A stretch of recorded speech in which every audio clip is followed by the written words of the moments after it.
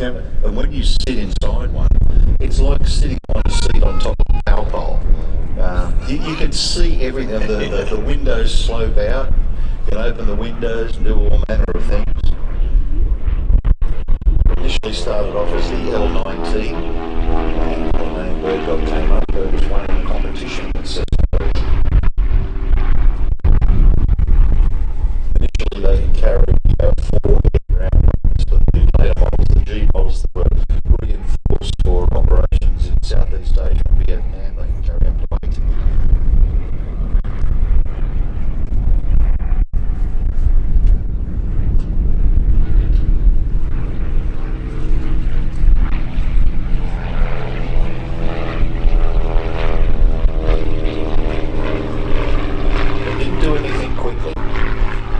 Basically, the speed that you're seeing here now is what they operated in Southeast Asia. They didn't just give a pilot an aircraft and say go out and find the enemy. They were given an area and they went to that one area every single time. And as a result, they were able to tell if somebody had walked across a rice paddy or if there were more water buffalo in an area.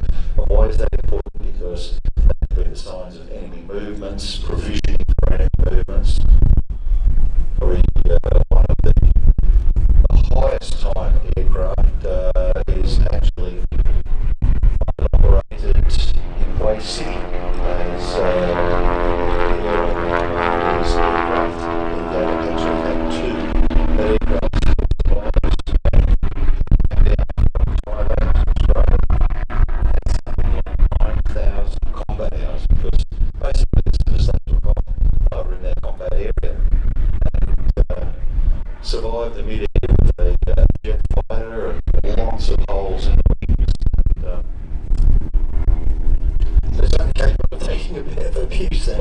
I mean, I guess they're always getting pot shots fired at the ground. From the height that they operated at, they were basically trolling for gunfire, and as soon as somebody fired at them, then that was their demise because they could call in so much more. The guys that operated these things were now brave and they were something else because at the end of their tour of duty, basically they were approached by a guy wearing a Panama hat, a Hawaiian shirt, tapped on the shoulder and said, would you like to get involved in a real war? They would then leave Vietnam instead of going back home.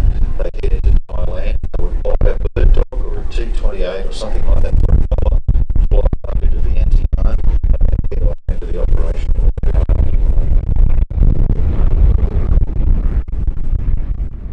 Chance to read the book The Ravens, I could describe to you things that happened there, but you just wouldn't believe me. But when you read this book, it is just unbelievable. 5 years they had a war going in Laos before the rest of the world even knew about it. Yeah.